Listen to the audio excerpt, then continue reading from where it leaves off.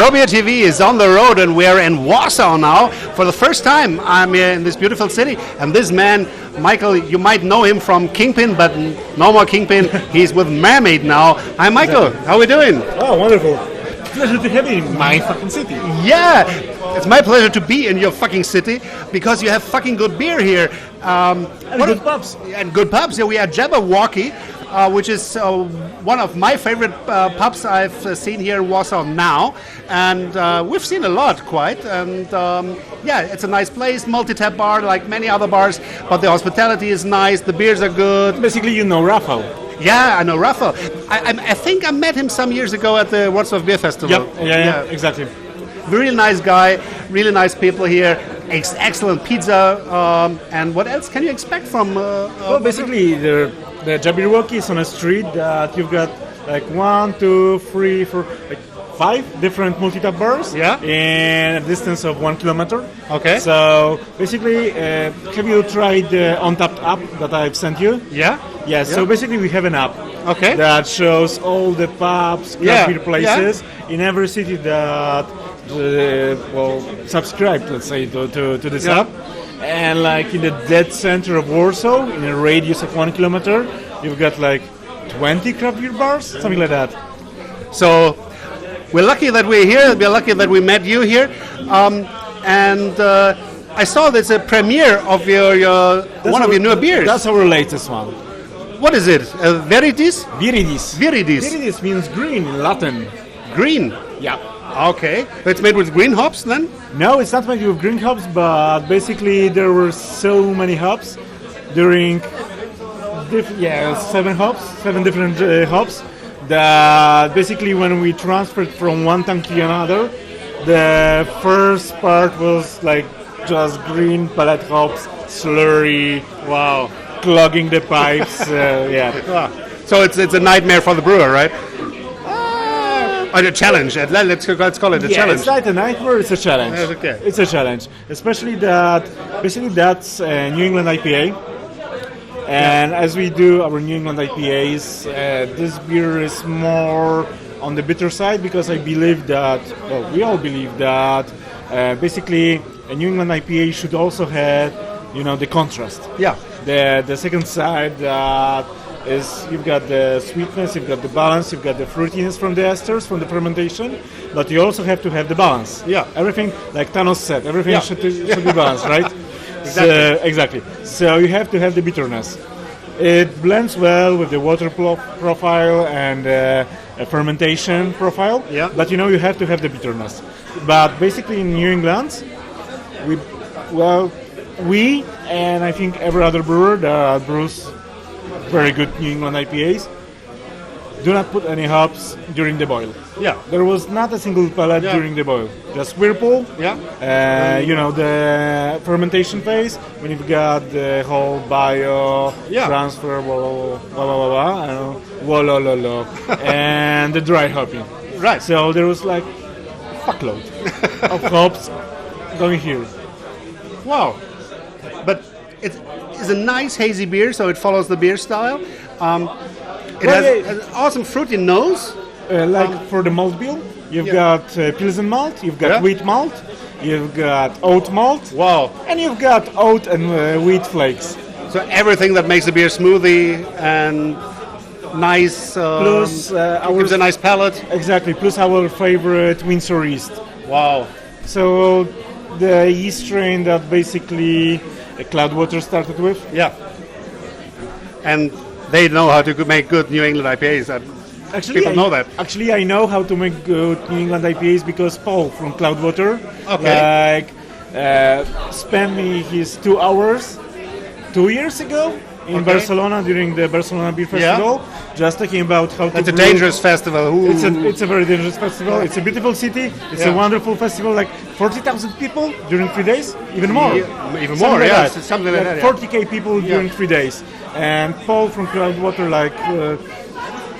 we were talking for 2 hours about how to make a proper New England IPA. So afterwards you know how to do it, huh? That's the result.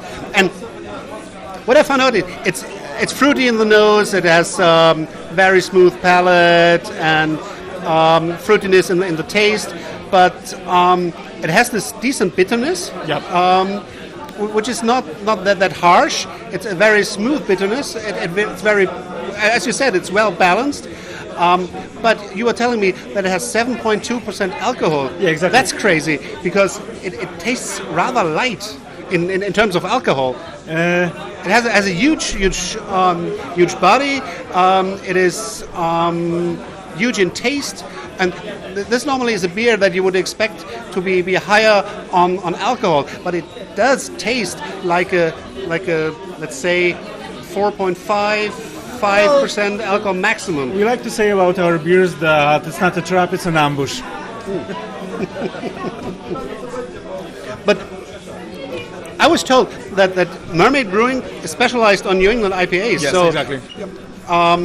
So you got the information from Cloudwater how to do the New England IPAs, and you bring that to perfection with Mermaid. Yeah, I've actually read a lot about water profile, water chemistry, because I think that basically you have to have two things to have a New England IPA. You have to have the water profile, and you have to have the fermentation. Yeah. You can get like basically virtually any hops that you want. If you use them right, you have the right profile, the ion profile, the fermentation profile, it will work. More or less, but it will work. You always have the most known dynamic duo, Citra and Mosaic. Right. It will always work. It will always work, yeah. I'm not a fan of single hop beers. Yeah. Because single hops are wonderful, but like for Braubewiale. Yeah. When you want to have a showcase of one hop, okay, that's a single hop. Use it. But if you want to have a beer, this one we have seven different hops that we've used. So from each and every, and there's a whole biochemistry of hops going that basically if you use, for example, this hop and this hop, this will elevate the earthiness, and this hop and this hop, it will elevate the citrusy notes. So it depends all on how you use the Lego bricks that you build the beer from. Yeah. So when you design a beer, so you look at different hop varieties and you look what kind of flavor, aroma, or thing from the hop you want in that beer. Plus, you have to add switching from hop to hop. Yeah. You also we do not have a hop contract. Yeah. So we also have to look for the hops that are available on the free market at the moment, and what we can do with them. So brewing a New England IPA can be quite difficult then. It's challenging. Yeah, it's challenging. It's challenging. But you did a really, really good job with Veritas. And are you going to be at the Warsaw Beer Festival next year with Mermaid Brewing? We actually was this year. Yeah, I know. For the Beer Geek stage.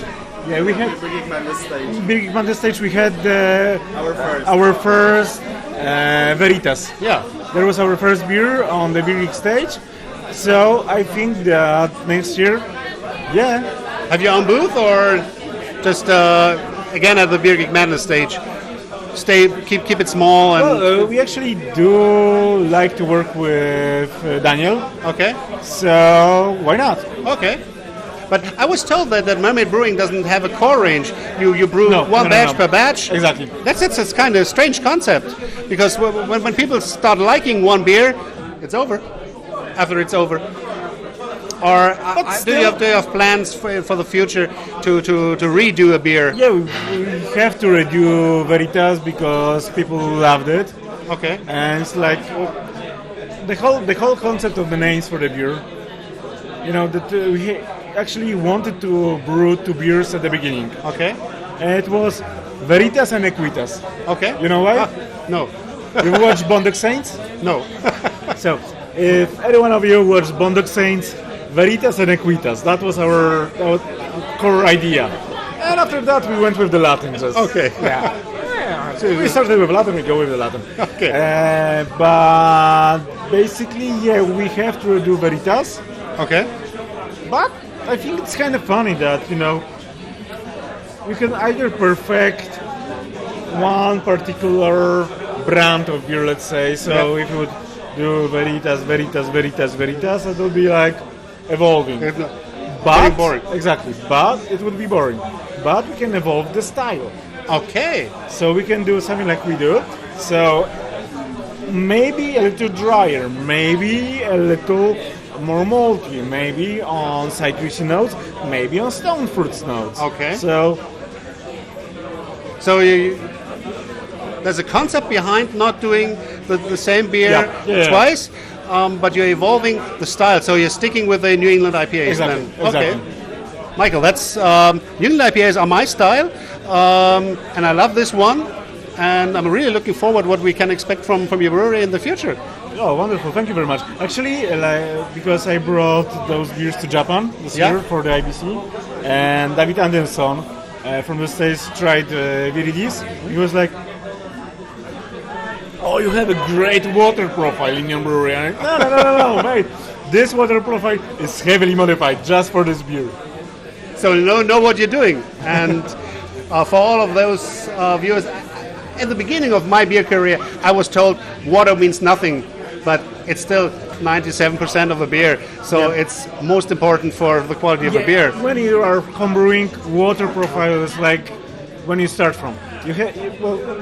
I know that all you have like on the BJCP, whatever, like from which water profile you've got different styles like Dortmunder, Bohemian Pils, Czech Pils, Irish Stout, and so on and so forth. But on, let's say, one water profile, you can make three styles, and it will work. But like, if you read Kunze, for example, the modification of the water profile started in Germany in like late medieval area. So adding lime to water just to reduce the hardness with the slurry that goes out and so on and so forth. So it's like Middle Ages when the brewers started modifying the water profile just to make beer. Yeah, that's when they started, and they know what they were doing. Exactly. Michael, thank you very much. Prost. And Prost.